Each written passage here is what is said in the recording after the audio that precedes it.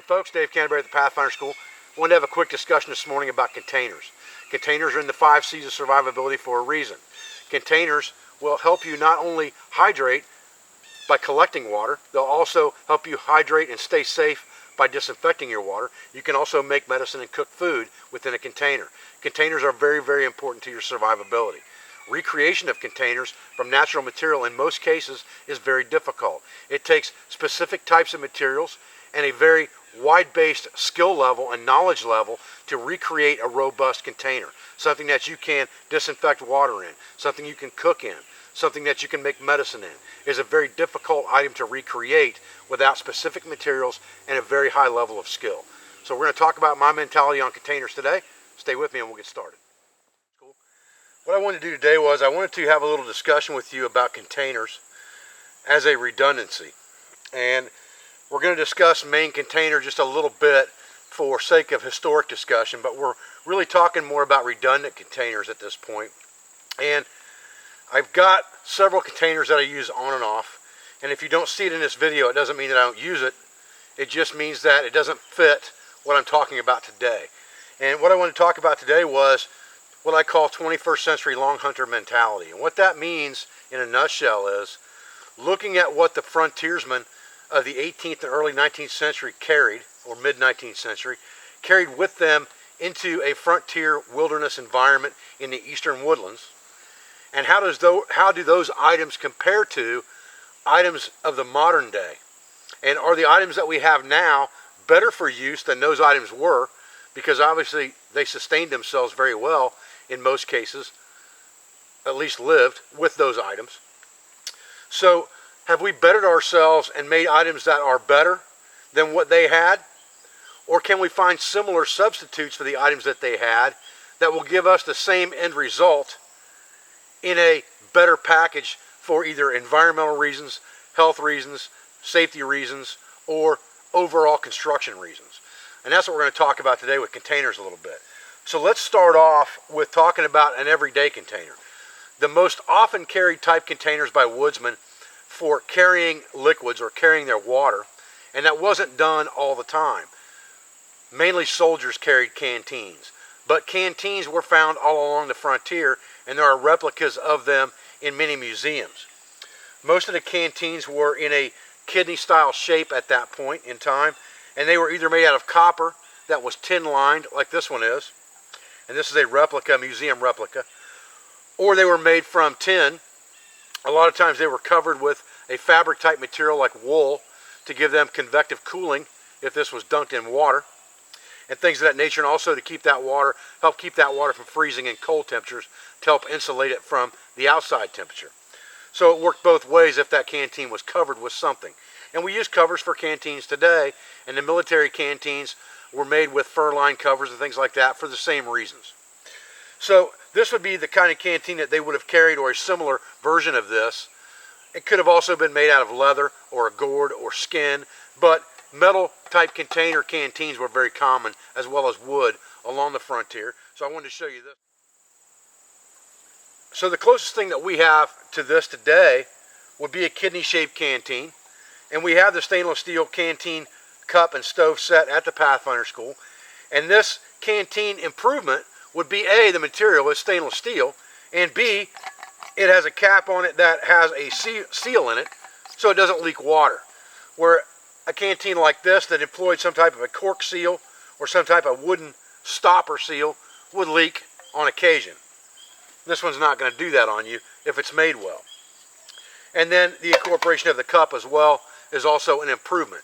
So this would be what I consider 21st century long hunter mentality. This is what they used along the frontier.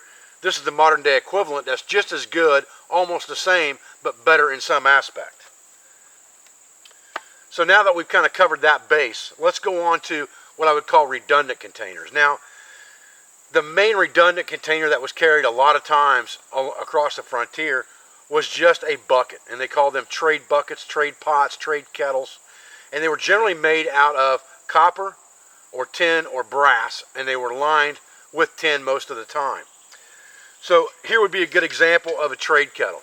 And Lewis and Clark had 8 or 10 of these that they took with them on their journey to used for trade with the Indians. Now, they also took cooking containers with them on their journey for self-use, and it was one of the only things that they brought back were their containers and their muskets. Almost everything else they took with them, they traded off for passage, for presents, to keep them out of trouble with renegade Indians and things of that nature. So this kettle was made of brass, and it's lined. This is very indicative of an 18th century, early 19th century trade kettle. Basically, it's just something that you can boil a larger amount of water in, that you can cook in, that you can make medicine in, that's very open in design, not like a canteen that's closed up with a smaller mouth hole that you can't get into. This would be considered your pot. Very few of the cooked pots like this that were carried had a lid. Obviously, they suffered from the fact of evaporation and steam and things like that, but they weren't worried about that. There was water everywhere you looked in the eastern woodlands. So, this would have been very convenient to carry anywhere, on the bottom of a bedroll or whatever. You didn't have to worry about things falling out of it. So, or it could be attached to your horse, to your saddle, to your bedroll, whatever the case may be. Now, this is another trade kettle, and this is a brand new one. That's a museum replica that was actually given to me by Chris Wick, one of my instructors, for my birthday. This is an exact replica of a trade pot found in a museum, and it is solid brass, tin lined, with a hand forged bale. The ears are turned up and made out of brass as well, and crimped down by hand.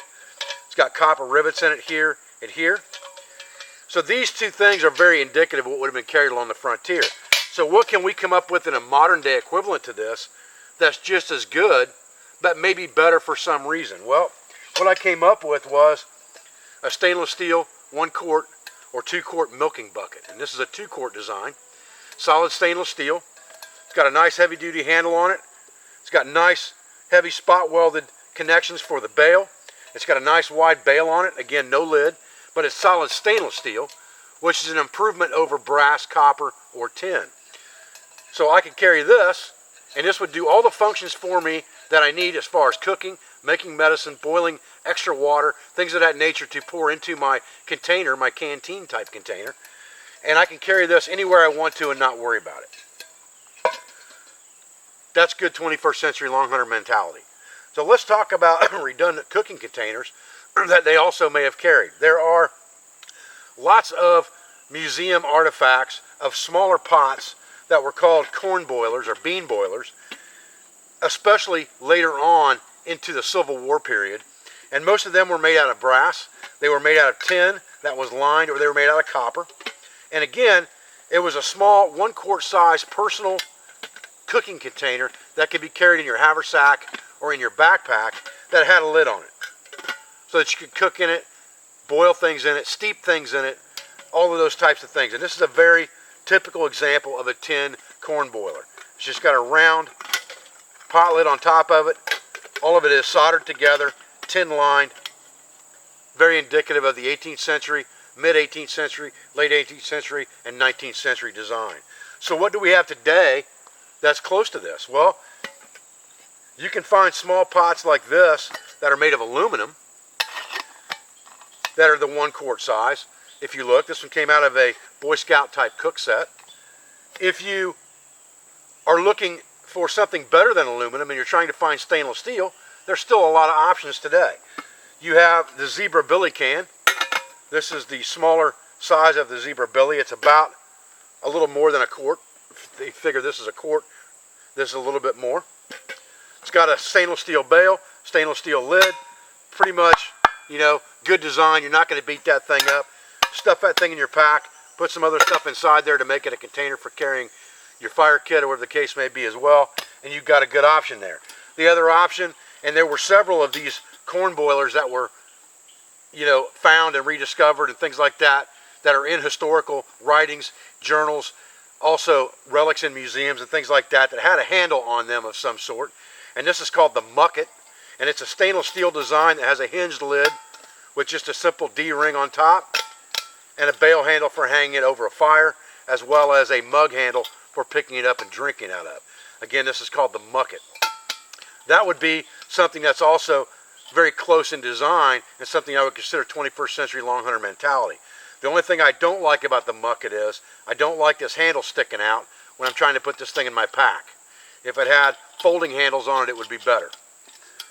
So I would probably choose to go with something just like this corn boiler, which is a modern reproduction of an antique, or something like this if I were just looking for one single pot, or a 1-quart titanium if I really wanted to get spendy with it and get the best of the best and get something lightweight. I would go with a titanium pot of the same size that had some type of a bail on it as well. So I wanted to have this discussion with you about containers, a little bit about 21st century long hunter mentality. So looking into this now, if I'm carrying these containers in my haversack or in my kit or in my backpack, I would probably choose, something like a canteen or a water bottle that was made out of stainless steel. I would choose definitely a bucket of some sort, whether it's a reproduction bucket like this one that I've used quite extensively, or whether it is a stainless steel bucket like this one. And then if I wanted an extra piece of cookware, a cook pot of some kind on top of that, then I would probably go with a modern equivalent or reproduction like this corn boiler or something like this zebra billy can. And that would be the 3 containers that I would have, 2 of them being redundant, one of them being my main source of carry for water for consumption on the trail.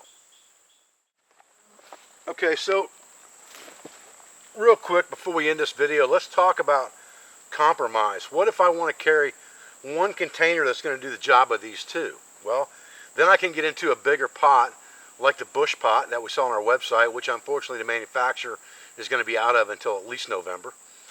You could go with a bigger aluminum type coffee pot or stainless steel coffee pot like the one that you've seen me carry in a lot of videos that holds 2 quarts. But what you have to remember about things like that is if you're going to go to that instead of this, you're going to take up that much more room in your pack, because that's not something that you're going to hang on the outside of your pack. Those lids are not meant to stay on the pot. They're meant to be easily removable while that pot's over the fire.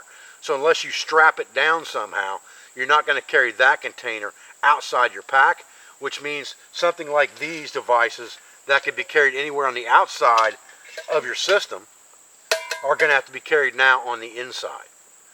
Whereas these take up a small amount of room, something twice this big takes up twice the amount of room in your pack. And you can put things inside that to help alleviate or make up for the fact that you're taking up room inside your cubic inches of your pack with that container, but you have to think about those things and what the compromises are as well. And I do both. I do lots of different things, carry lots of different styles of kit. That's part of my experimental archaeology to figure out what works best in certain situations. I'm Dave Canterbury with Pathfinder School. I appreciate you joining me for this video. I thank you for your views, for your support. I thank you for everything you do for my family, for my business, for my associates, sponsors, and friends. And I'll be back with another video as soon as I can. Thanks, guys.